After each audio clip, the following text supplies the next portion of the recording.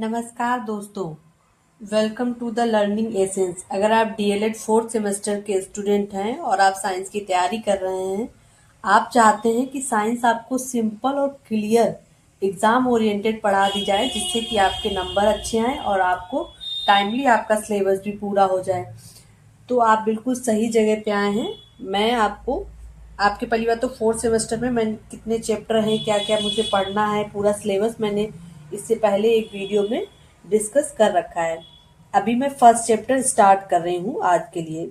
Time को मद्देनजर रखते हुए, उसको बर्बाद किए बिना स्टार्ट करते हैं।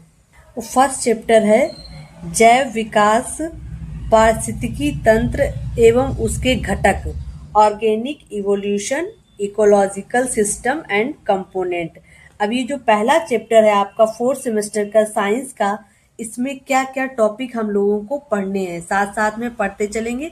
अगर आप, प्रॉमिस कर रही हूँ, अगर आप मेरे साथ लगातार पढ़ते रहेंगे तो आपको किसी दूसरे प्लेटफॉर्म की ज़रूरत नहीं है, आपकी यहाँ पे सारी रिक्वायरमेंट पूरी होगी। तो अब टॉपिक जान लेते हैं, टॉपिक क्या क्या है। हम लोगों को पढ़ना होगा जैव विकास की परिभाषा और अवधारणा। आपके पीवाईक्यू उठा के देखना, उसमें क्वेश्चन पूछा गया है कि जैव विकास की डेफिनेशन, जैव विकास से आप क्या समझते हैं। जैव विकास के साक्ष्य, लैमार्कवाद, लैमार्किज्म, डार्विन और प्राकृतिक चयन, पारिस्थितिकी परिभाषा और अवधारणा, पारिस्थितिकी तंत्र, संरचना एवं घटक, ये टॉपिक्स जो हैं पढ़ने हैं। 6 और हैं आगे। अगला टॉपिक है जैविक घटक, अजैविक घटक, बायोटिक और एबायोटिक, खाद्य श्रृंखला, खाद्य जाल, ऊर्जा प्रवाह, एनर्जी फ्लो। एनर्जी का फ्लो का सिद्धांत किसने दिया है, ये भी 10% एनर्जी फ्लो से आप क्या समझते हैं, ये क्वेश्चन आपके पीवाईक्यू में पूछे गए हैं। तो ये बहुत इंपॉर्टेंट चैप्टर है। पारिस्थितिकी पिरामिड, इकोलॉजिकल पिरामिड और पर्यावरण संरक्षण, ये 12 टॉपिक हैं जो हम लोगों को पढ़ने हैं। और इसमें जितने भी एमसीक्यू क्वेश्चन जो बनते हैं, आपके लघु उत्तरीय क्वेश्चन बनते हैं, अति लघु उत्तरीय क्वेश्चन बनते हैं, ये पूरा चैप्टर पढ़ाने के बाद लास्ट में उसको भी डिस्कस करेंगे। सारा कुछ एक ही बार में खत्म करेंगे, फिर हम लोग उठाएंगे दूसरा चैप्टर, तीसरा, चौथा, ऐसे करके 8 चैप्टर खत्म कर लेंगे। एक एक वीडियो में, एक दिन में एक चैप्टर खत्म ही करना है, क्योंकि आपका अप्रैल या मई में एग्जाम है। अब जब भी हो जाए वो तो आपका सरकार और आपके संस्था के ऊपर डिपेंड करता है। ठीक है, तो पहला टॉपिक है आपका जैव विकास, ऑर्गेनिक इवोल्यूशन। हेडिंग डाल लो या फिर इसकी पीडीएफ ले लेना। मैं नंबर है मेरा 737977 इस नंबर पे आप मुझे मैसेज करिएगा व्हाट्सएप पे, तो आपको इसकी पीडीएफ मिल जाएगी। ठीक है, लेकिन इसको फिर भी साथ साथ में पढ़ लेते हैं। पढ़ना और समझना भी जरूरी है। तो स्टार्ट होते हैं। जैव विकास की परिभाषा, आगे क्वेश्चन मिलेगा आपको, तब मैं पूछूंगी जैव विकास की परिभाषा क्या है, तो आपको बताना पड़ेगा, इसलिए यहाँ पे ही अच्छे से समझते चल देंगे। जैव विकास वह प्रक्रिया है जिसके द्वारा पृथ्वी पर सरल जीवों से धीरे धीरे जटिल जीवों का विकास होता है। सरल जीवों से जटिल जीवों का विकास होता है। इस प्रक्रिया में लाखों वर्षों में जीवों में विशेषताओं में क्रमिक परिवर्तन होता है। क्या होता है? क्रमिक परिवर्तन, मतलब एक के बाद एक परिवर्तन होता रहता है। डेफिनेशन, जैसे कि मान लो कि पहले हम लोग बंदर की प्रजाति के माने जाते, फिर धीरे धीरे ऐसे झुक के चलते थे, फिर क्या हुआ, ऐसे खड़े होकर चलने लगे, तो धीरे धीरे क्या हुआ, ये लाखों वर्षों में क्रमिक परिवर्तन हुआ है। इसको क्या बोलते हैं? जैव विकास, इवोल्यूशन, ऑर्गेनिक इवोल्यूशन इंग्लिश में बोलते हैं। डेफिनेशन क्या है? जैव विकास वह क्रमिक प्रक्रिया है जो पीढ़ी दर पीढ़ी जीवों में होती है। कैसे होती है? पीढ़ी दर पीढ़ी जीवों में होती है, जिससे नई प्रजातियों का निर्माण होता है। इतना याद रखना है कि जैव विकास वह क्रमिक प्रक्रिया, कैसी प्रक्रिया? क्रमिक प्रक्रिया है, जो किसमें होती है? पीढ़ी दर पीढ़ी होती है, जिससे क्या होता है? नई प्रजातियों का निर्माण होता है, नई स्पीसीज बनती हैं। अगर उसमें चेंजमेंट होता गया तो क्या बन जाएगी? एक नई स्पीसीज बन जाएगी। महत्वपूर्ण पॉइंट क्या है, जैव विकास एक सतत सतत प्रक्रिया है कि निरंतर चलती रहती है, सतत है। और कैसी प्रक्रिया, धीमी है क्योंकि इसमें लाखों वर्ष लग रहे हैं। और कैसी, क्रमिक प्रक्रिया है।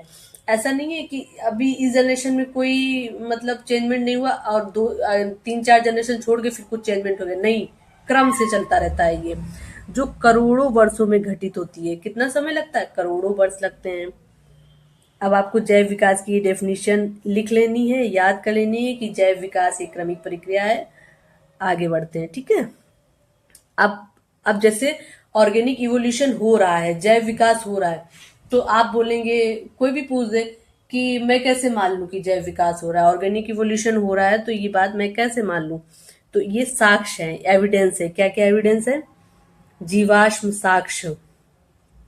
जीवाश्म साक्ष्य में क्या है, जीवाश्म प्राचीन जीवों के संरक्षित अवशेषों को अवशेष चट्टानों में पाए जाते हैं। हम लोग को फॉसिल फ्यूल वगैरह, ये फॉसिल्स वगैरह जो जो फॉसिल फ्यूल मिलता है ये भी जीवाश्म मिलते हैं। और फॉसिल्स मिलते हैं कि वहां पे पता चला पूरा स्ट्रक्चर ऐसा बना हुआ है कि यहाँ पे बहुत समय पहले कोई जानवर, ऐसे करके कोई जानवर यहाँ पे रहा होगा, ऐसे चट्टानों में डिजाइन मिलती है। तो ये जीवाश्म प्राचीन जीवों के संरक्षित अवशेष मिलते हैं। आर्कियोपेट्रिक्स, सरीसृप और पक्षी के बीच की कड़ी का प्रमाण। सरीसृप और पक्षी के बीच की कड़ी का प्रमाण क्या है, आर्कियोपेट्रिक्स। दूसरा क्या है, घोड़े का जीवाश्म इतिहास जैव विकास का सबसे स्पष्ट उदाहरण है। घोड़े का जो जीवाश्म मिला है वो जैव विकास का सबसे स्पष्ट उदाहरण है।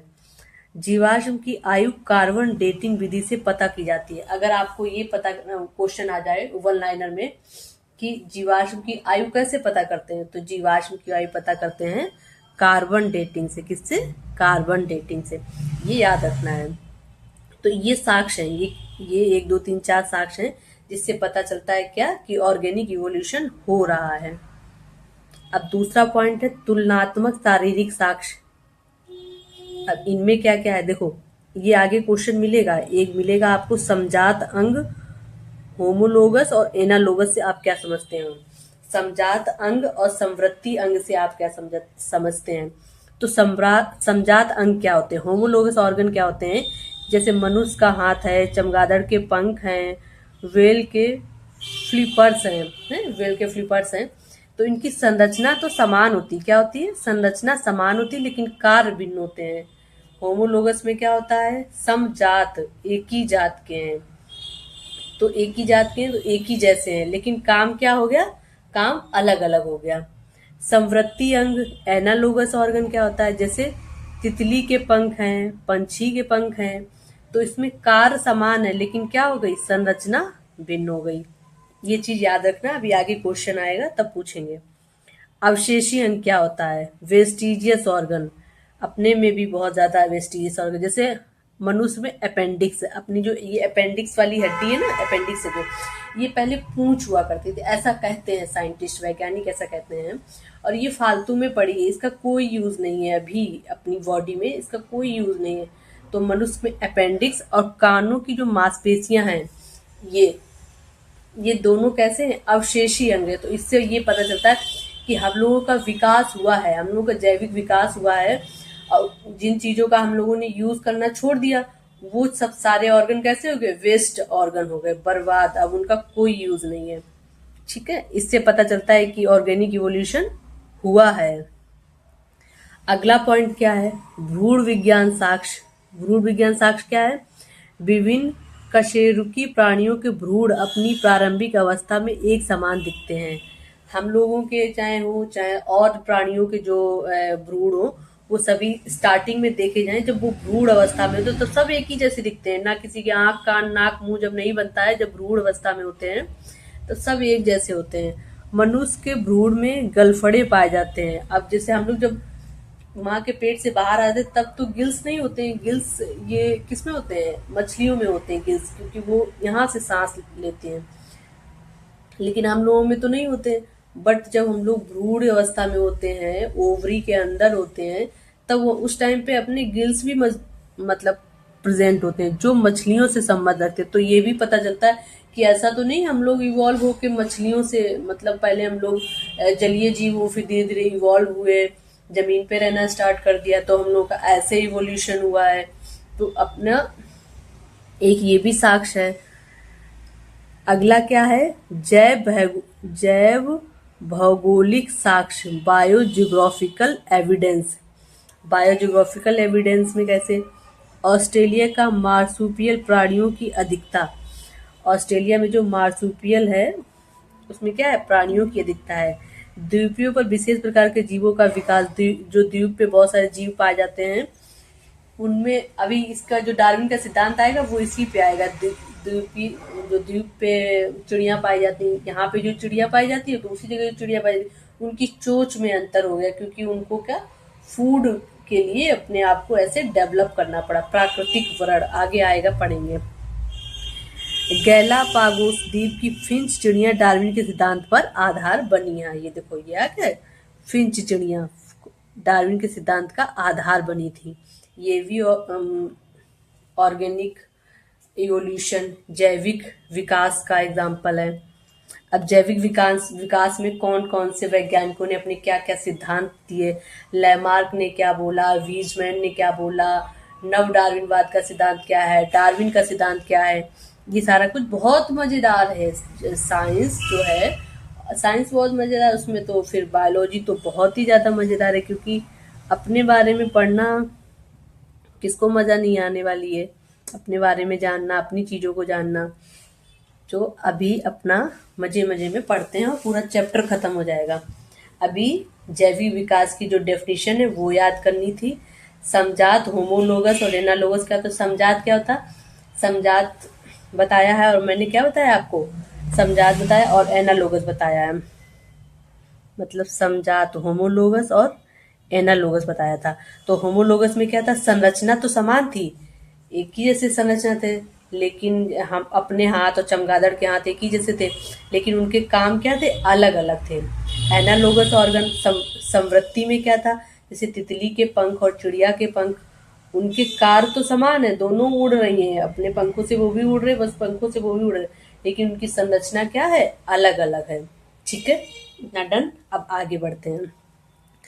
लैमार्किज्म, लैमार्कवाद। सबसे पहले जीव विकास के बारे में अगर किसी ने बोला है, किसी ने कुछ कहा है, सही कहा, गलत कहा, जो भी कहा, लेकिन सबसे पहले जिसने बोला वो कौन है?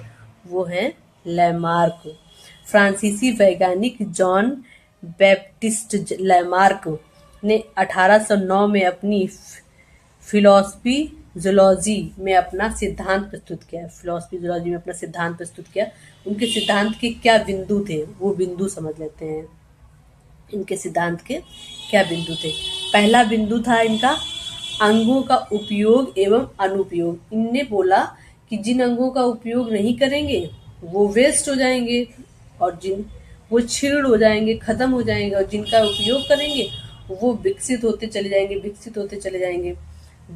जो अंग अधिक उपयोग में आते हैं वे विकसित होते हैं, और कम उपयोग वाले अंग क्षीण हो जाते हैं। एक इन्होंने ये पॉइंट दिया। दूसरा पॉइंट लैमार्क ने क्या दिया? इसको याद करना है, क्योंकि अगर पूछ लिया जाए 2 नंबर वाले में कि लैमार्कवाद के बारे में आप क्या समझते हैं, तो पूरा लिख देना कि लैमार्क जो थे वो पहले प्रतिपादक थे जिन्होंने इस बारे में बात की, जीव विकास के बारे में। उनकी जो बुक है फिलॉसफी ऑफ जूलॉजी, जिसमें उन्होंने इस सिद्धांत दिया अपना, और उस सिद्धांत में उन्होंने 4 पॉइंट लिखे। एक पॉइंट था अंगों का उपयोग और अनुपयोग। दूसरा पॉइंट है अर्जित लक्ष्यों की वंशागति। जीवन काल में अर्जित लक्षण अगली पीढ़ी में स्थानांतरित होते हैं। बस यही तो बात थोड़ा सा गड़बड़ हो गई। इन्होंने बोला कि अपने जीवन काल में जो भी लक्षण हम लोग अर्जित करते हैं वो अगली पीढ़ी में स्थानांतरित हो जाते हैं, बट ऐसा नहीं होता है। कोई अगर जिम जाता है और अपनी बहुत अच्छी बॉडी बना लेता है, अच्छी पर्सनालिटी बना लेता है, लेकिन अब उसका बेटा पैदा होगा तो उसके भी एप्स होंगे, बॉडी होगी, ऐसा नहीं होता है ना। कुछ नहीं अगली पीढ़ी में स्थानांतरित होता, उसको फिर से मेहनत करनी होती, फिर से बॉडी बनानी पड़ती है। तीसरा है जिराफ का उदाहरण दिया इन्होंने। बोला कि जिराफ की लंबी गर्दन का विकास पेड़ की ऊंची पत्तियां खाने की आदत से हुआ है। इन्होंने ये बात तो बोल दी, बट इसका ये प्रमाण नहीं दे पाए। हो सकता है वो जेनेटिक हो, उसकी लंबी गर्दन हो, तो ये प्रमाण उसको प्रमाणित नहीं कर पाए। फिर क्या हुआ कि इनकी हुई आलोचना, मतलब लोगों ने बोला कि नहीं ये सही नहीं है। तो वीजमैन एक साइंटिस्ट हैं, बीजमैन, ये आइसमैन नहीं है, बीजमैन। बीजमैन के प्रयोग से सिद्ध हुआ कि अर्जित लक्षण वंशागत नहीं होते हैं। क्या किया इन्होंने, बीजमैन ने, इन्होंने क्या किया कि बहुत सारे चूहों की एक पीढ़ी से अगली पीढ़ी, अगली पीढ़ी से अगली पीढ़ी उसकी पूंछ काटते रहे, पूंछ काटते रहे, काटते रहे, काटते रहे। उन्होंने सोचा अगर ये एक generation to another generation transfer होता होगा, अगर ट्रांसफर होता होगा तो फिर अगले चूहे जो होंगे उनकी पूंछ छोटी होगी क्योंकि हम उनकी पूंछ काट रहे हैं। बट ऐसा नहीं हुआ, अगले जो चूहे थे उनकी पूंछ जो थी वो प्रॉपर लंबी थी, उतनी थी जितनी उनकी होनी चाहिए थी। तो इस हिसाब से लैमार्क के सिद्धांत को उतनी तवज्जो नहीं मिली, लेकिन सबसे पहले इस बारे में जो बात की वो लैमार्क ने ही करी थी। महत्वपूर्ण पॉइंट क्या है, लैमार्क का सिद्धांत आज वैज्ञानिक दृष्टि से मान नहीं है, परंतु जैव विकास की अवधारणा का पहला वैज्ञानिक प्रयास जो किया था वो किसने किया, अपने लैमार्क जी ने किया था। अब ये दूसरे साइंटिस्ट आते हैं, इनने क्या बोला, इनने क्या बताया, चलो देखते हैं। चार्ल्स डार्विन, चार्ल्स डार्विन 1809 से 1882, ये इम्पोर्टेंट नहीं, चार्ल्स डार्विन इम्पोर्टेंट है। और उनकी बुक है on the origin of the species, पुस्तक में अपना सिद्धांत प्रकाशित किया। इन्होंने क्या क्या पॉइंट दिए, एक दिया इन्होंने अत्यधिक जनन का सिद्धांत, जीवन संघर्ष का सिद्धांत, मतलब ये पॉइंट्स हैं इनके सिद्धांत के। विभिन्नताएं, योग्यतम की उत्तरजीविता, सर्वाइवल ऑफ द फिटेस्ट, पढ़ा होगा, प्राकृतिक चयन। और ये सर्वाइवल ऑफ द फिटेस्ट तो अपनी सोसाइटी में हम लोगों के ऊपर भी लागू होता है। चलो एक एक पॉइंट समझ लेते हैं।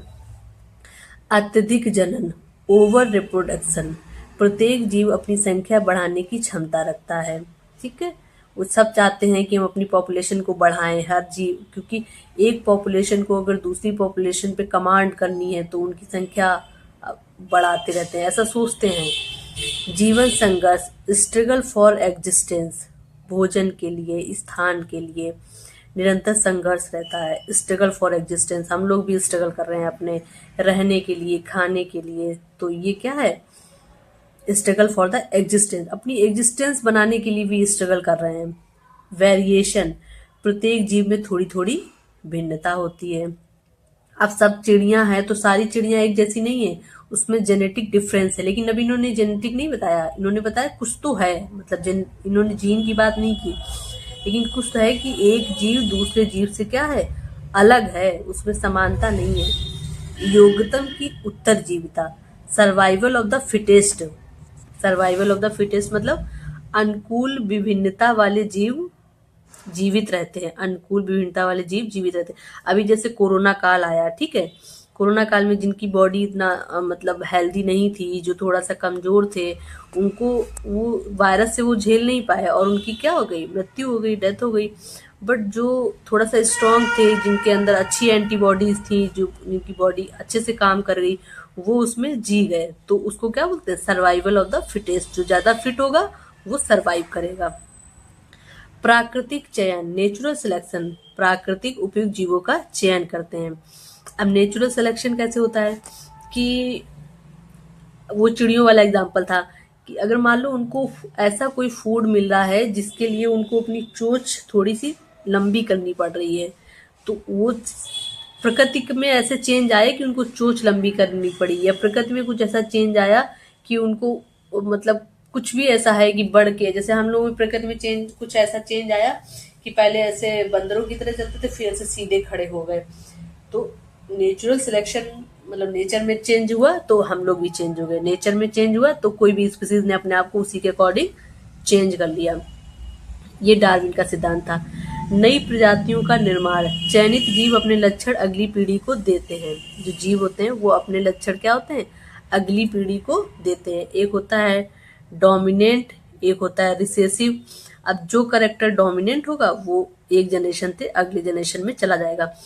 जैसे कि मान लो मम्मी पापा हैं, अब किसी के अंदर कोई अच्छी क्वालिटी, किसी के अंदर कोई अच्छी क्वालिटी है, किसी की आंखें अच्छी हैं, किसी के लिप्स अच्छे हैं, किसी के बाल अच्छे हैं, बट वो बाल के जो जीन है वो डोमिनेंट है या नहीं। अगर वो डोमिनेंट है तो वो बच्चों में चले जाएंगे, अगर वो रिसेसिव हैं तो वो बच्चे में नहीं जाएंगे। तो नई प्रजाति चयनित जीव अपने लक्षण दूसरी अगली पीढ़ी में देते हैं। अब वो दिखते ही हैं मम्मी पापा में से कुछ कुछ डोमिनेंट चीजें आके, और वो बच्चे में दिखने लगती हैं।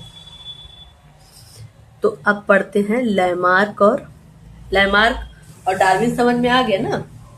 आ गया होगा कि लैमार्क पहले इंसान थे जिन्होंने जीव विकास के बारे में बात की।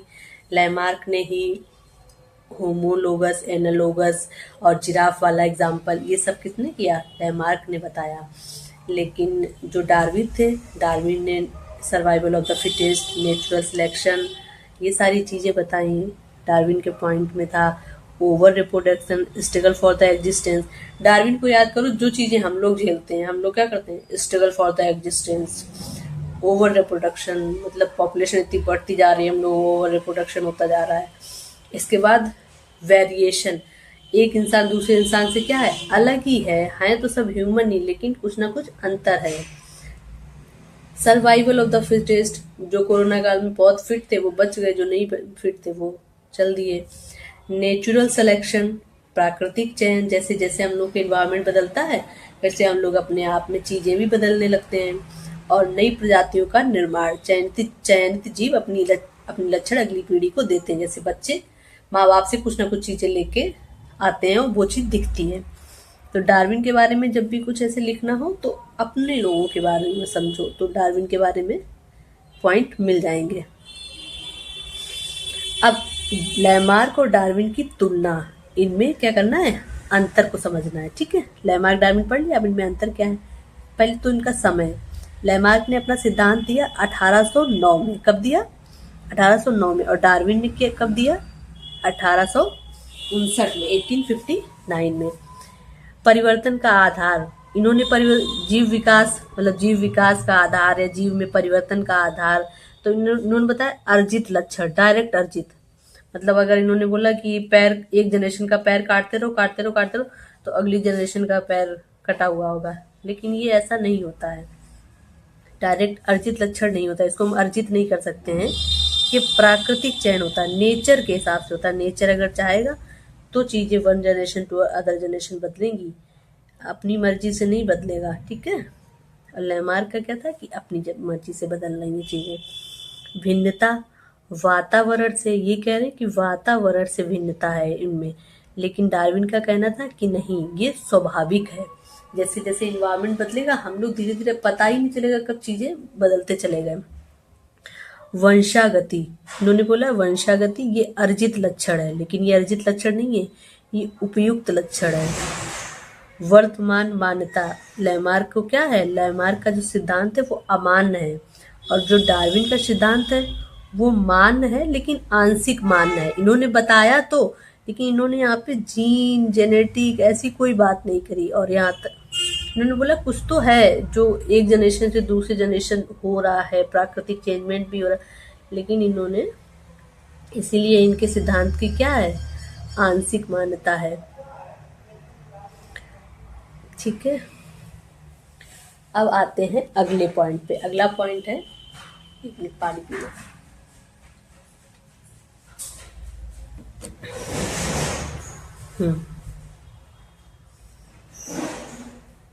अगला पॉइंट है भाग 2, पारिस्थितिकीय तंत्र, इकोसिस्टम पढ़ते हैं। अब क्या?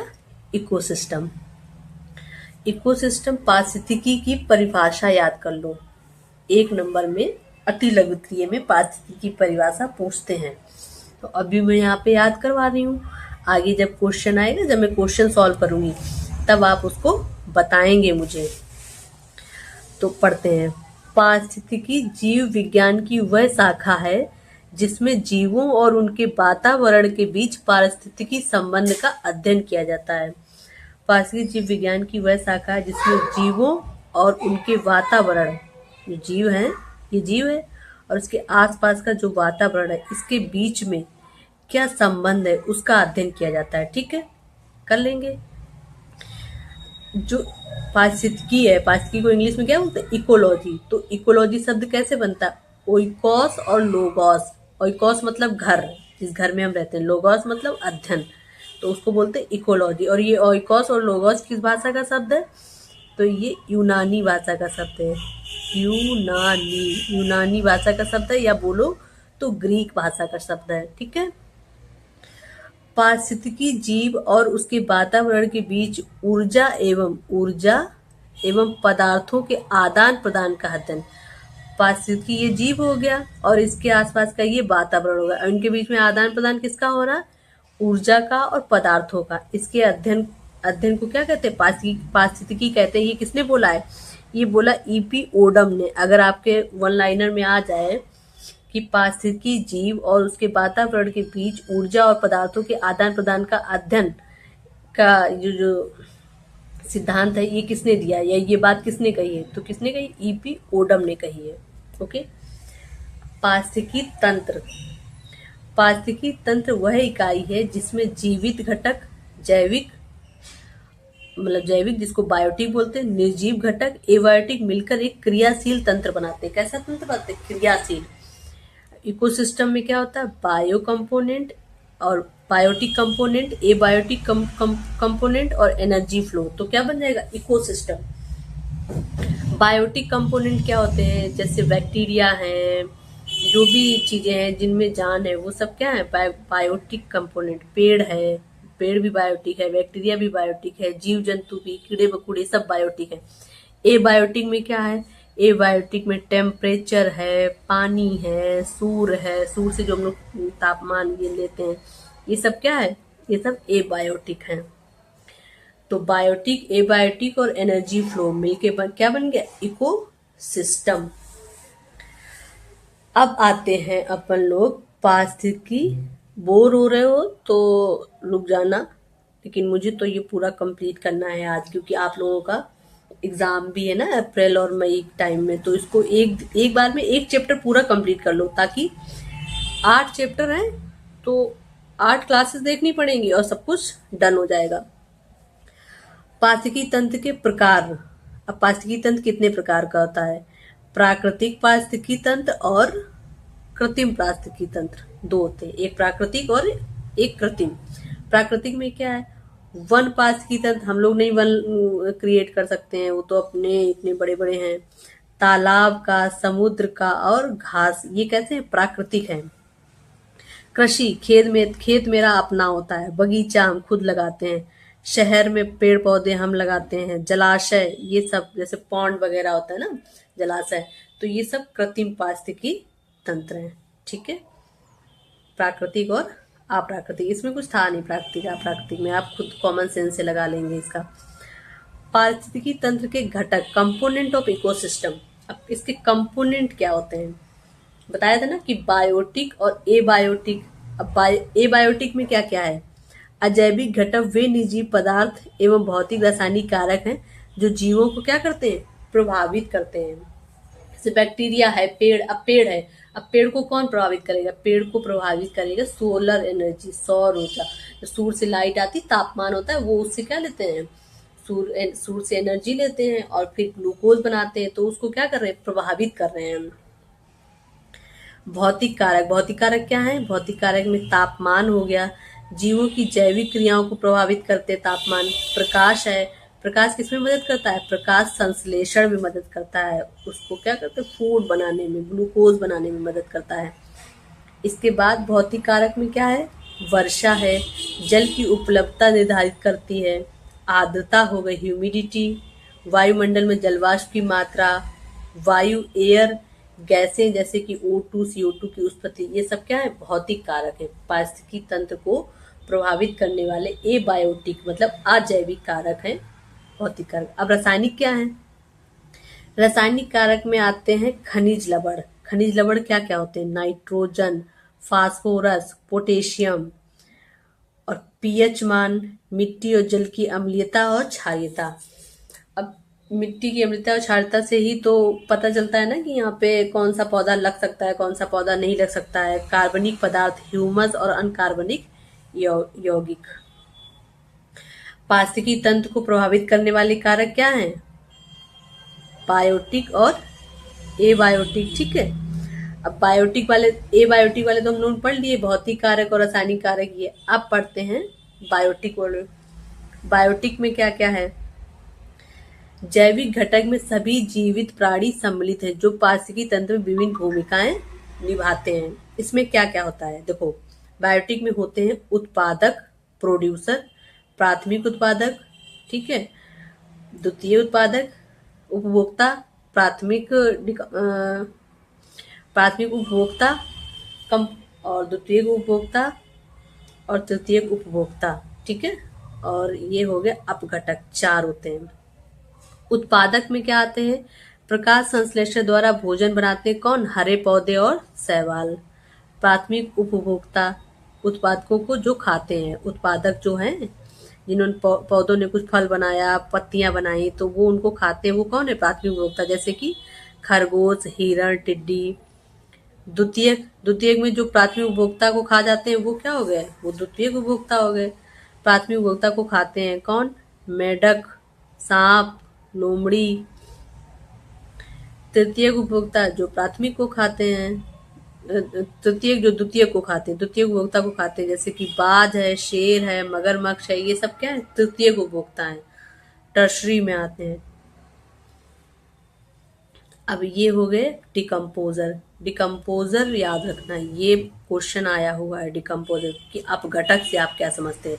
मृत जीवों को विघटित करते हैं। डिकम्पोजर क्या करते हैं? मृत जीवों को विघटित करते हैं।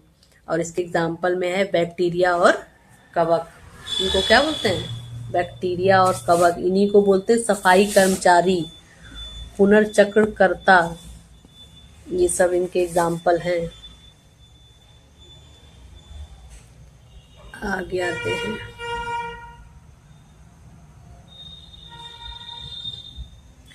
अगला पॉइंट कॉपी में, डायरी में, कहीं पे भी लिख लीजिए और इसको समझते हैं। अगला पॉइंट है खाद्य श्रृंखला, फूड चेन। खाद्य श्रृंखला वह क्रम है जिसमें ऊर्जा, खाद्य श्रृंखला वह क्रम है जिसमें ऊर्जा एक जीव से दूसरे जीव में खाने और खाए जाने के माध्यम से स्थानांतरित होती है। एक जीव ने दूसरे जीव को खाया, उससे एनर्जी ली, उसने उसको खाया, उसने उससे एनर्जी ली। तो ये क्या होता है? ऊर्जा का एक जीव से दूसरे जीव में क्या होता है? ट्रांसफर होता है, स्थानांतरित होती है। इसको बोलते हैं खाद्य श्रृंखला, फूड चेन।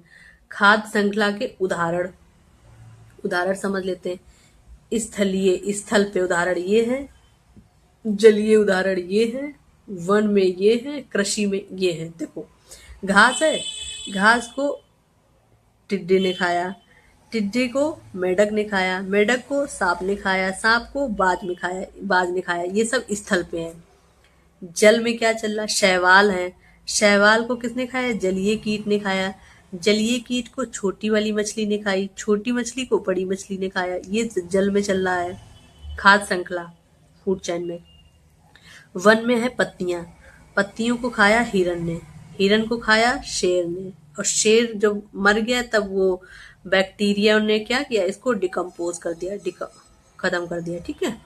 डिकम्पोज, बैक्टीरिया है, कवक है, अब घटक ने इसको डिकम्पोज कर दिया। अब कृषि की बात आते हैं। कृषि में क्या है? अनाज, खेत में अनाज हुआ, अनाज को खाया चूहे ने, चूहे को खाया बिल्ली ने, बिल्ली को खाया बाज ने, ठीक है।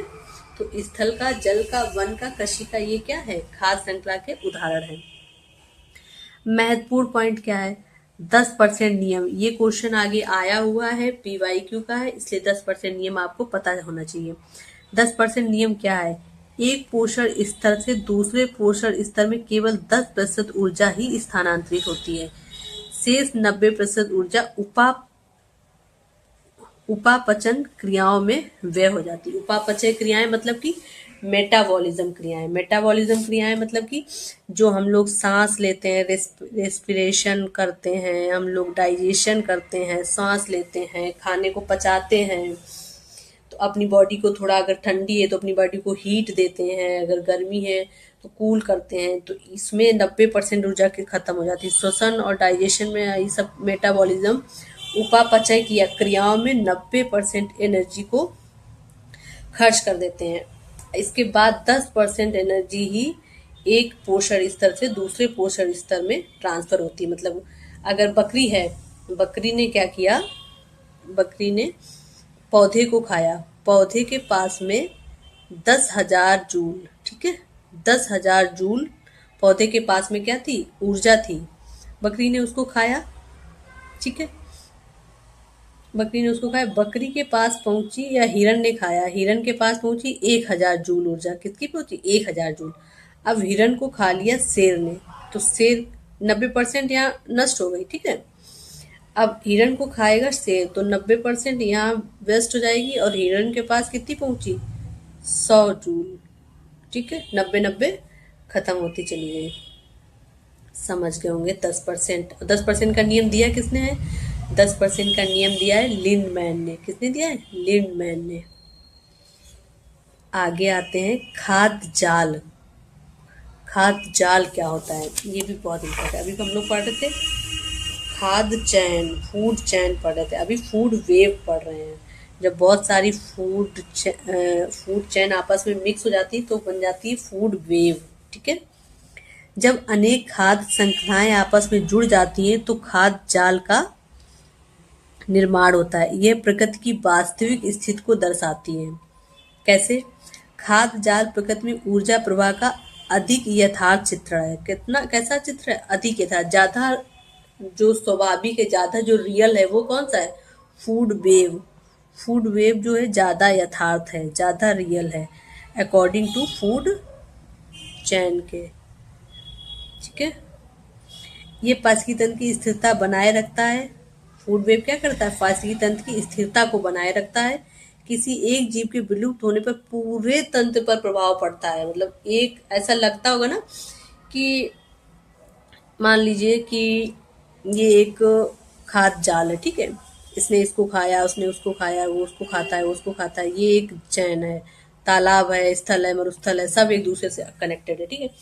अब आपको ये लगेगा कि एक ही स्पीसीज तो गायब हुई है, मान लीजिए अभी डायनासोर खत्म हो गए या कोई भी ऐसे एक स्पीसीज गायब हो जाए, तो एक स्पीसीज के गायब होने से क्या ही फर्क पड़ेगा, लेकिन बहुत फर्क पड़ता है, बहुत ज्यादा फर्क पड़ता है।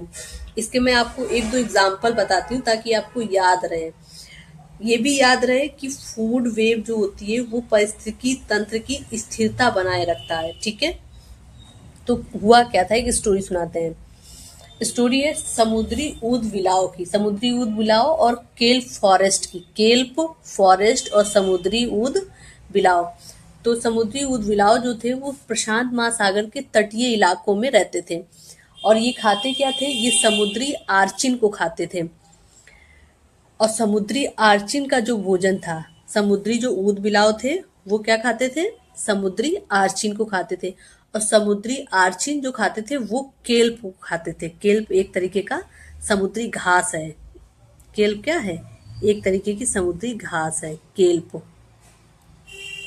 तो ऊद बिलाव जो थे वो समुद्री आर्चिन को खाते, समुद्री आर्चिन केल्प को खाते थे। केल्प एक प्रकार की समुद्री घास है। हुआ क्या कि ऊद बिलाव खत्म हो गए। ऊद बिलाव जैसे ही खत्म हुए तो समुद्री आर्चिन की संख्या बहुत बढ़ गई, अति हो गई, ठीक है, पूरे पूरे जब वो बढ़ गए तो क्या हुआ कि पूरे जंगलों, केल्प जंगलों में समुद्री आर्चिन ने पूरा था, केल्प के जो जंगल थे, ये घास थे, इनको सबको क्या कर दिया, नष्ट कर दिया, पूरा चट कर गए, खा पी गए। क्योंकि अब समुद्री ऊद बिलाव जब है नहीं तो समुद्री आर्चिन को खाएगा कौन, तो वो अपनी पॉपुलेशन बढ़ाते जा रहे, बढ़ाते जा रहे, रिप्रोडक्शन होता जा रहा है, बढ़ते जा रहे हैं। और फिर इन्होंने केल्प घास को खा लिया, खाने के बाद पूरे इलाके को क्या कर दिया, बंजर कर दिया और चट्टान में बदल दिया। पूरे इलाके को कैसा कर दिया, पूरे इलाके को बंजर कर दिया इन्होंने, और उसको किसमें कन्वर्ट कर दिया, चट्टान में। इसके बाद क्या हुआ, केल्प के जंगल में जो मछलियां थी, केकड़े थे, समुद्री जीव थे, उनका सबका जो भोजन का स्रोत था वो सब केल्प के खत्म होने के बाद इनकी सबकी आबादी भी गिरने लगी, ठीक है। एक तो ये बदलाव आया कि ऐसा लगता है ना कि एक स्पीसीज खत्म हुई तो क्या होगा, एक स्पीसीज खत्म हुई तो क्या क्या नहीं खत्म हो गया। एक दूसरा एग्जांपल सुनो, एक क्या हुआ, एलो स्टोन नेशनल पार्क है, वहां पे भेड़िए थे, 1930 की बात है, भेड़िए थे। तो भेड़िए क्या हो गए, विलुप्त हो गए। तो वहां पे एल्क की समस्या इतनी बढ़ गई, एल्क भी एक मतलब वो था, क्या बोलते हैं, जानवर।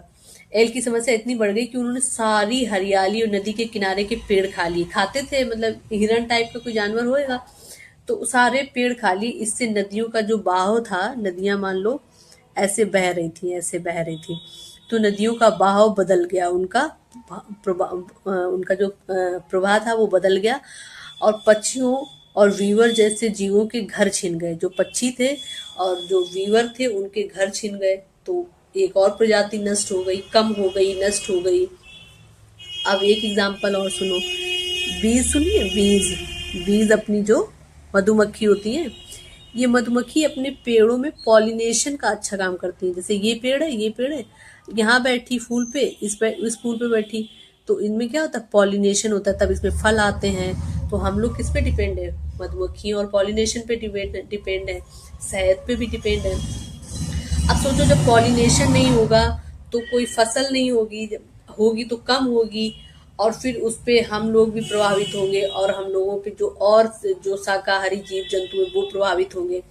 तो इसको क्या कहते हैं, इस सारी प्रोसेस को, इसको बोलते हैं डोमिनो इफेक्ट। क्या बोलते हैं, इसको बोलते हैं डोमिनो डोमिनो इफेक्ट।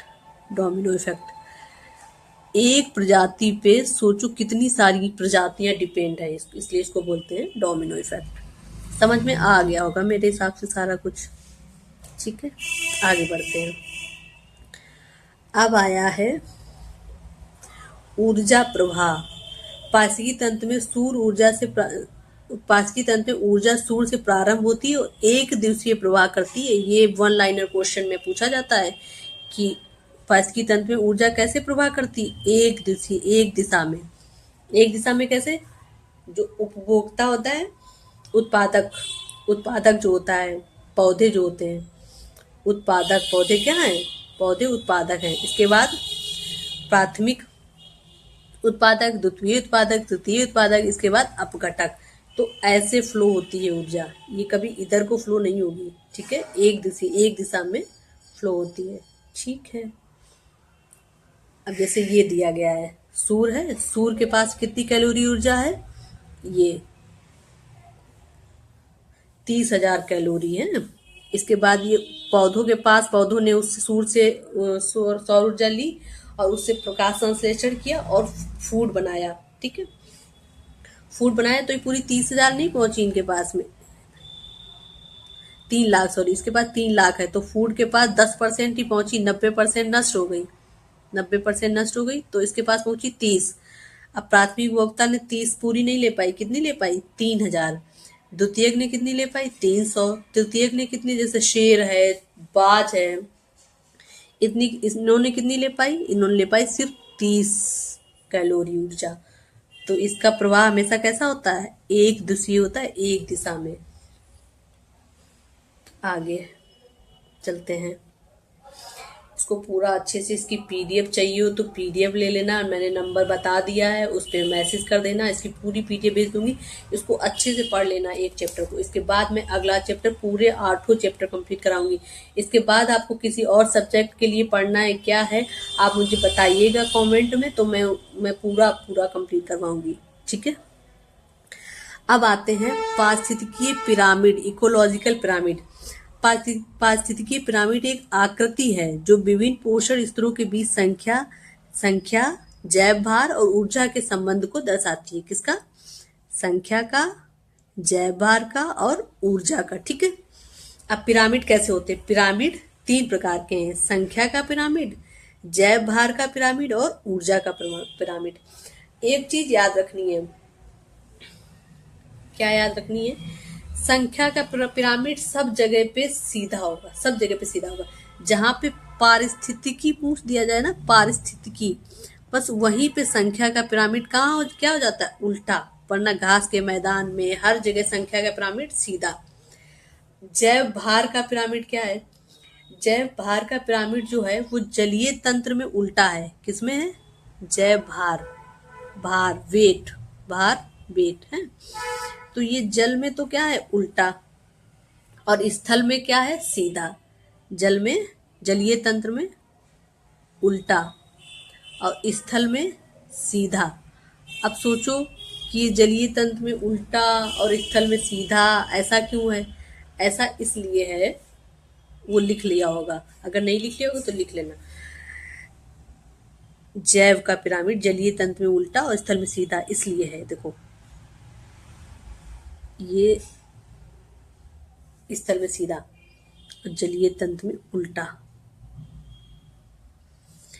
क्योंकि इनके पास जो होता है, जो जलीय प्लवक होते हैं, प्लावक जो होते हैं, वो उनकी संख्या तो बहुत ज्यादा होती है, संख्या बहुत ज्यादा होती है, लेकिन उनका भार कम होता है। संख्या ज्यादा है लेकिन क्या है, भार कम है। तो ये संख्या में तो ज्यादा है लेकिन इनका भार कम है। इनको छोटी मछली खाएगी फिर बड़ी मछली खाएगी, इसलिए इनका पिरामिड क्या है, उल्टा है। अब ये सीधा क्यों है, क्योंकि पेड़ पौधों की संख्या है ज्यादा, पेड़ पौधों की संख्या है ज्यादा, लेकिन शाकाहारी भोजन हिरण है इनकी संख्या है कम, इसलिए ये बनता है सीधा। समझ में आ गया होगा। संख्या का पिरामिड, प्रत्येक स्तर पर जीवों की संख्या और घास के मैदान में सीधा। जैव भार का पिरामिड जो है वो जलीय तंत्र में उल्टा बट स्थल में सीधा। ऊर्जा का पिरामिड तो हमेशा सीधा होगा। कैसा होगा, हमेशा सीधा होगा।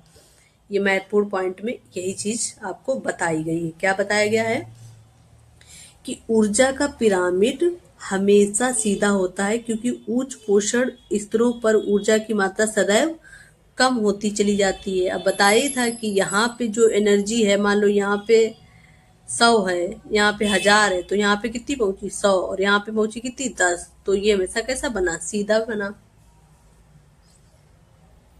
आगे बढ़ते हैं।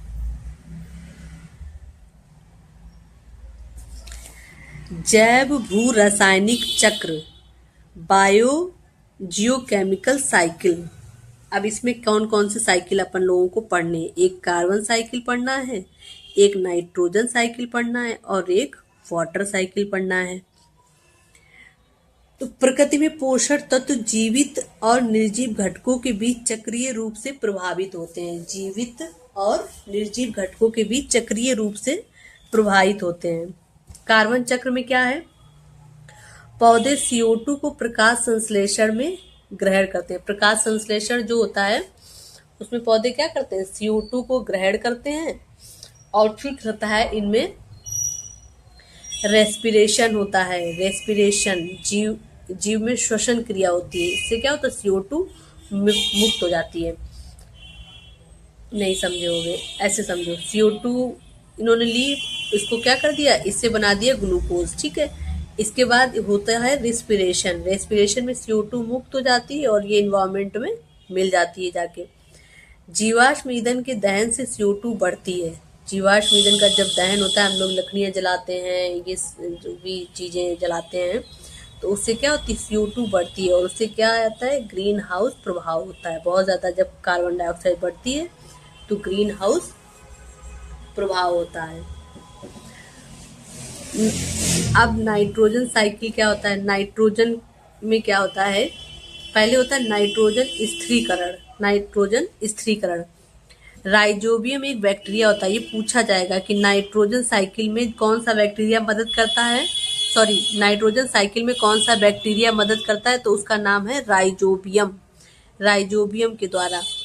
तो राइजोबियम से क्या होता है कि ये जो वायुमंडल में नाइट्रोजन है, उस वायुमंडल की नाइट्रोजन को ये अमोनिया में कन्वर्ट करता है, अमोनिया को कन्वर्ट करता है नाइट्राइट में, और नाइट्राइट को कन्वर्ट करता है किसमें, नाइट्रेट में। कौन करता है, राइजोबियम बैक्टीरिया करता है। इसके बाद फिर क्या होता है, इसके बाद होता है डीनाइट्रिफिकेशन, वीनाइट्रिफिकेशन, जिसमें क्या होता है, नाइट्रेट जो है फिर से नाइट्रोजन में बदल जाता है। नाइट्रेट किसमें बदल जाता है, नाइट्रोजन में। तो राइजोबियम ने क्या किया, पहले जो एनवायरनमेंट में नाइट्रोजन थी उसको अमोनिया में बदला, अमोनिया को नाइट्राइट में बदला, नाइट्राइट को नाइट्रेट में बदलिया। अब ये नाइट्रेट जो जड़ों में होता है, पौधों की जड़ों में, उसको पौधे अवशोषित करते हैं। और ये राइजोबियम जो बैक्टीरिया होता है वो कहाँ पाया जाता है, पौधों की जड़ों में ही पाया जाता है। वहां से पौधे नाइट्रोजन को लेते हैं, किस फॉर्म में लेते हैं, नाइट्रेट की फॉर्म में लेते हैं, और इसके बाद में फिर नाइट्रेट को किस में कन्वर्ट किया कर दिया जाता है, नाइट्रोजन में। इसके बाद एनवायरनमेंट में फिर वो पहुंच जाती है। तो ये एक साइकिल है जो चलता रहता है। अब आते हैं वाटर साइकिल को समझते हैं। वाटर साइकिल क्या है, वाटर साइकिल तो हम लोग बचपन में भी, स्कूल में भी, हर जगह समझे ही हैं कि पानी जो होता है, जो झीलों में होता है, तालाबों में होता है, समुद्र में होता है उसका क्या होता है, उसका होता है वाष्पीकरण। वाष्पीकरण के बाद क्या होता है, संघनन होता है। जैसे झीलों का पानी है, समुद्र का पानी है, कहीं का भी है, ये पहले वाष्प बन के ऊपर जाता है, उड़ता है, फिर वो इकट्ठा होता है, इकट्ठा होके फिर क्या होता है, इकट्ठा होके वो बरसता है, वर्षण होता है, बरसता है, वो स्नोफॉल के रूप में या फिर बारिश के रूप में, बारिश की बूंदों के रूप में या आइस के रूप में वो बरसता है। इसके बाद होता है अपवाह। अब पानी बरसा तो नदियों में गया, नदियां बह के फिर से कहाँ पहुंच गई, समुद्र में पहुंच गई, छोटी नदी बड़ी नदी में मिल गई, बड़ी नदी और बड़ी नदी में मिल गई। तो ये अपवाह तंत्र है, जो नदियां जिस जिस जैसे बहती है ना, इस बहने को ही क्या बोलते हैं, अपवाह बोलते हैं। और जैसे ये पानी फिर नीचे है, इसके बाद इसका फिर से वही प्रक्रिया स्टार्ट हो गई, फिर वाष्पीकरण हो गया। तो क्या होता है, पहले वाष्पीकरण, फिर संघनन, संघनन मतलब कि पानी का बाष्पोत्सर्जन होना, मतलब उड़ना, फिर इकट्ठा होना, इसके बाद वर्षण, उनका बरसना, इसके बाद फिर से वाष्पीकरण। वनस्पति वाष्पोत्सर्जन द्वारा जल चक्र में सहयोग करती हैं। अब ये जो पॉइंट है ये इम्पोर्टेंट है।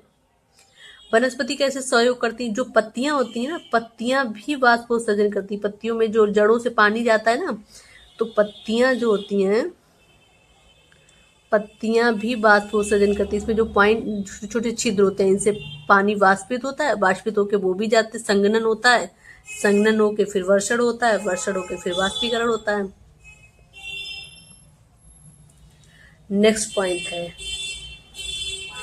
पर्यावरण संरक्षण, इन्वायरमेंट प्रोटेक्शन। पर्यावरण की रक्षा करना आज की सबसे महत्वपूर्ण आवश्यकता है। मानव गतिविधियों के कारण पारिस्थितिकी तंत्र खतरे में है। ठीक है, तो इसको क्या करना है, संरक्षित करना है अपन लोगों को। तो पर्यावरण की समस्या क्या है और उसका समाधान क्या है। जैसे कि वनों की कटाई बहुत हो रही, क्या हो रही, वनों की कटाई हो रही। तो समाधान क्या है, वृक्षारोपण और वन संरक्षण। वृक्षारोपण कर सकते हैं और वन का संरक्षण कर सकते हैं, उनको कटने से रोक सकते हैं। वायु प्रदूषण, अभी हैदराबाद वाला केस था, बहुत सारा वन वन काट रहे थे, मीडिया में चल रहा था काफी दिनों पहले, सर्च करना। वायु प्रदूषण, अगर वायु प्रदूषण बहुत ज्यादा हो रही है तो क्या करेंगे हम लोग, हरित ऊर्जा का प्रयोग करेंगे। बोले ना, हाइड्रोजन गैस का प्रयोग करो, सोलर गैस का प्रयोग करो, हरित ऊर्जा का उपयोग करो, ग्रीन एनर्जी का। अभी जो अपनी सरकार है वो बहुत ज्यादा प्रमोट भी कर रही ग्रीन एनर्जी को, जिससे कि वायु प्रदूषण जो है वो कम हो, समाधान है उसका। जल प्रदूषण अगर बहुत ज्यादा हो रहा है तो अपशिष्ट शोधन करो, जो भी अपशिष्ट है उसका क्या करो, उसको ऐसे मतलब उसका शोधन करो कि हम लोग क्या करेंगे, जल में कोई भी टॉक्सिक चीजें हैं, जो हानिकारक पदार्थ हैं, उनको पानी में नहीं बहाएंगे। ठीक है।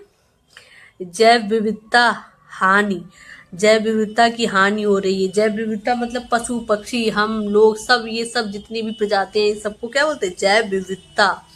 जैव विविधता, इसको संरक्षित क्षेत्र बनाना, मतलब नेशनल पार्क बनाओ, बायो रिजर्व बनाओ, या फिर बायो रिजर्व बनाओ, नेशनल पार्क बनाओ, या फिर ये बोल दो ना कि ये जो जंगल है ना, ये पवित्र है, यहाँ इसकी पूजा होती है, यहाँ पे कुछ लकड़ी नहीं काट सकते। अगर किसी चीज को तुम धर्म से जोड़ दोगे या तो भी वहां पे लोग पेड़ पौधे नहीं काटेंगे, जैव विविधता बची रहेगी। क्योंकि पेड़ कटेंगे, पेड़ों पे ही तो पशु पक्षी और चीजें रहती है ना, तो उनको भी हानि होगी। ग्लोबल वार्मिंग, CO2 उत्सर्जन में कमी, हम लोग इतना CO2 उत्सर्जन कर रहे हैं, तो ग्लोबल वार्मिंग अगर कम करनी है तो CO2 का उत्सर्जन कम करना पड़ेगा। तो पर्यावरण की समस्याएं, अगर क्वेश्चन आ जाए 2 नंबर में कि पर्यावरण की समस्याएं क्या है, पर्यावरण की समस्या है, वनों की कटाई हो रही है, वायु प्रदूषण हो रहा है, जल प्रदूषण हो रहा है, जैव विविधता की हानि हो रही है और ग्लोबल वार्मिंग हो रही है। समाधान आपको पता ही है।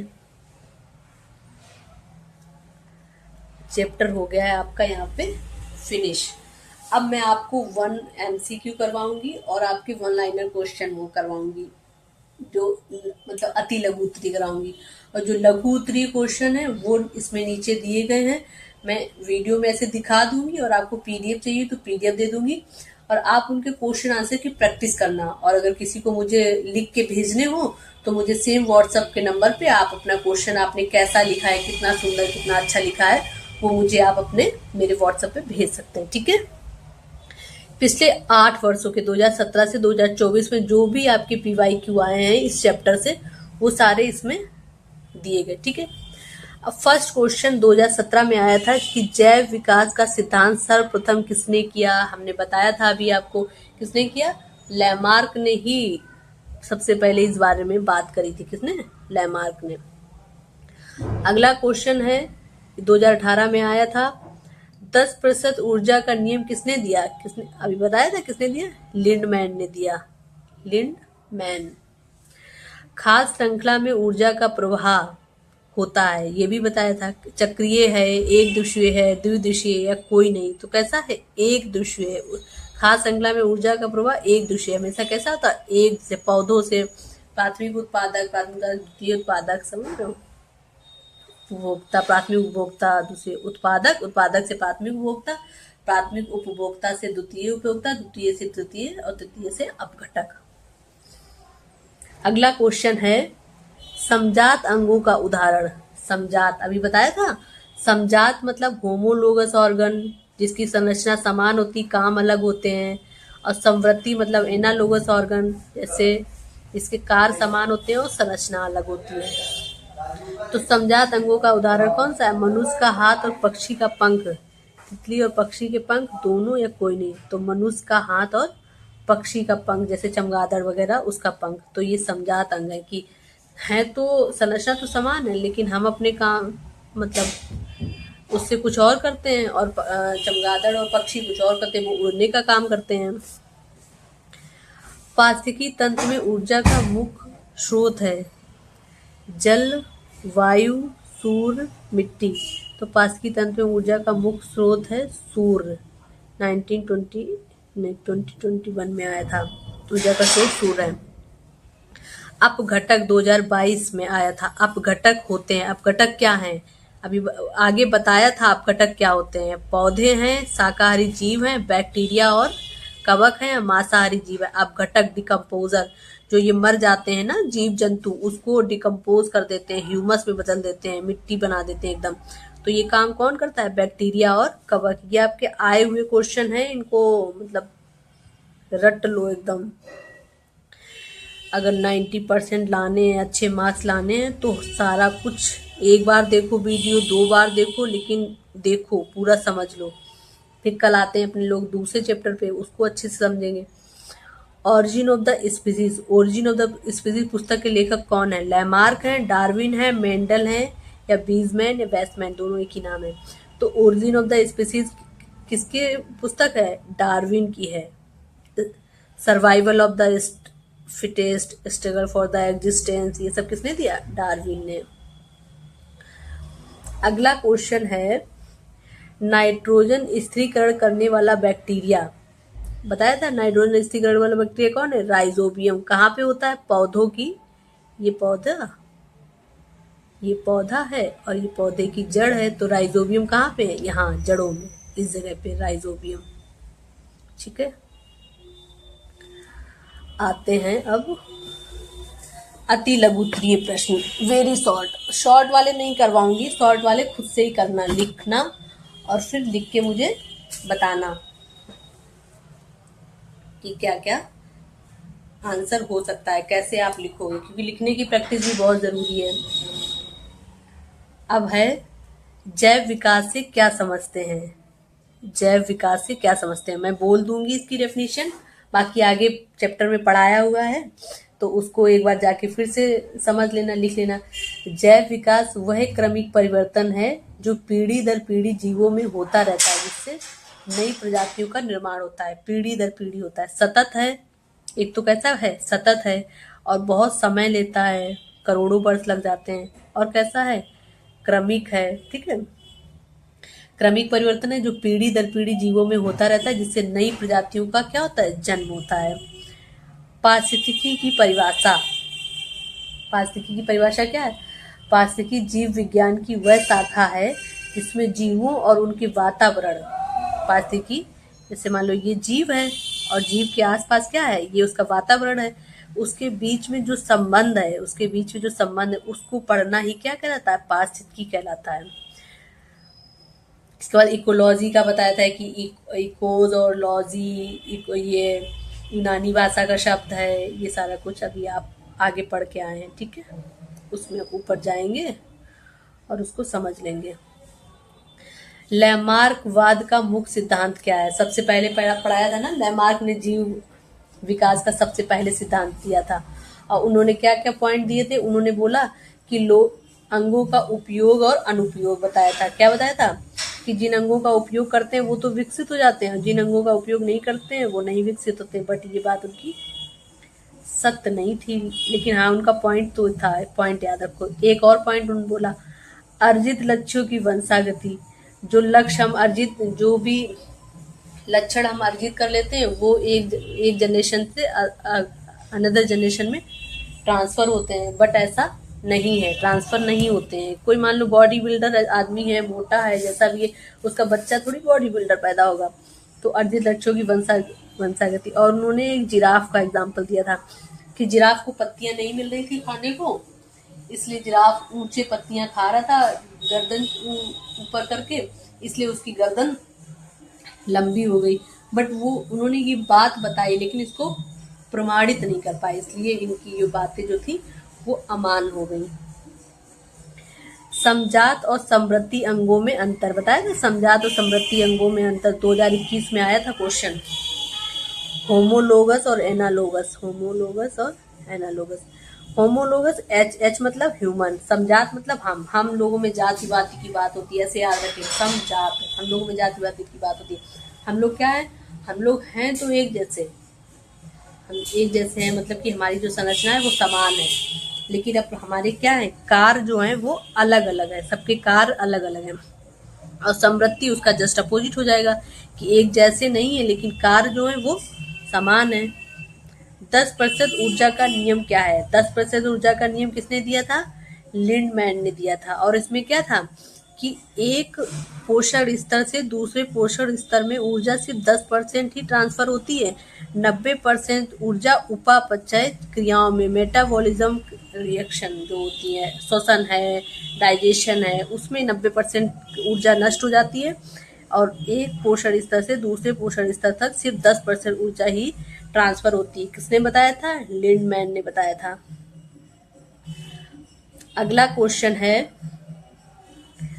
अपघटकों की पारिस्थितिकी में भूमिका। अपघटक कौन? बैक्टीरिया। और कौन? कवक। बैक्टीरिया और कवक, ये क्या है? अपघटक हैं। इनकी भूमिका क्या है? ये क्या करते हैं, जो भी मृत जीव हैं उनको छोटा छोटा करके तोड़ देते हैं और उसको तोड़ के क्या, उसको डिकम्पोज कर देते हैं, अपघटित कर देते हैं। और अपघटित करके उसको कन्वर्ट कर देते हैं मृदा में, ह्यूमस में कन्वर्ट कर देते हैं। तो इनको क्या बोला जाता है? कवक और बैक्टीरिया को बोला जाता है सफाई कर्मी, पुनर्चक्र कर्ता, सफाई कर्मी। तो ये अपघटक है, डिकम्पोजर हैं। कौन कौन से हैं? बैक्टीरिया और कवक। पारिस्थितिकी पिरामिड के प्रकार। पारिस्थितिकी पिरामिड कितने हैं? 3 हैं। कितने हैं? 3। एक तो संख्या का पिरामिड था, एक किसका था? एक था अपना भार का पिरामिड और एक ऊर्जा का।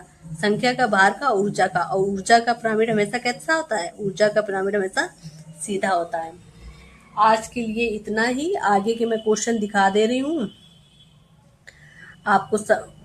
अपने अच्छे से लिखने की प्रैक्टिस करना और मुझे मेरे नंबर पे व्हाट्सएप करना लिख के क्वेश्चन। डार्विन के प्राकृतिक चयन के सिद्धांत को समझाइए, उनके जो जो पॉइंट है वो लिखना, मैंने जो पढ़ाए हैं। पारिस्थितिकी तंत्र के अजैविक घटकों का वर्णन कीजिए। अजैविक जो घटक थे, एक भौतिक और रासायनिक, वो अजैविक घटक, उनका वर्णन करना है। खाद्य जाल और खाद्य श्रृंखला में अंतर, ये लिखना है। लैमार्कवाद की आलोचना क्यों की जाती है? क्यों की जाती है बताना है आपको।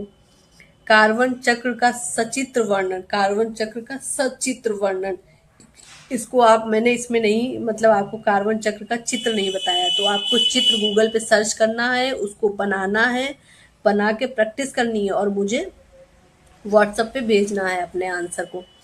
पास्तिकी पिरामिड के प्रकारों का वर्णन। पास्तिकी पिरामिड कितने होते? 3 प्रकार के होते, संख्या का पिरामिड, ऊर्जा का पिरामिड, भार का पिरामिड। तो इसके वर्णन करना है। 2022 में क्वेश्चन आया है, जीव विकास के जीवाश्म साक्ष्यों का वर्णन। आगे बताया था कि साक्ष्य, आप मैं बोल दूं कि जैव विकास हुआ, जैव विकास क्यों हुआ, साक्ष्य तो बताओ क्यों हुआ, तो वो साक्ष्यों का वर्णन ऊपर बताया था, उसको आपको लिखना है। और अच्छा लिख सकते हो, और अच्छा लिखो, जितना बेस्ट, जितनी अच्छी राइटिंग में लिख सकते हो लिख के मुझे व्हाट्सअप करो। ऊर्जा प्रवाह को समझाइए तथा 10% नियम की व्याख्या कीजिए, इसको लिखना है। ठीक है, अब कल मिलते हैं आपको एक दूसरे चैप्टर के साथ में। आपका जो सेकंड चैप्टर है वो कल पढ़ेंगे पूरा, उसके भी एमसीक्यू करेंगे, उसके भी लघु उत्तरीय, अति लघु उत्तरीय सब करेंगे, पूरा चैप्टर कंप्लीट करेंगे। मैं चाहती हूँ कि आपके जो विज्ञान है 4th सेमेस्टर में, उसमें 8 चैप्टर हैं, तो 8 चैप्टर 8 क्लासेस में खत्म हो जाए। ठीक है, थैंक यू, जय हिंद, बाय बाय।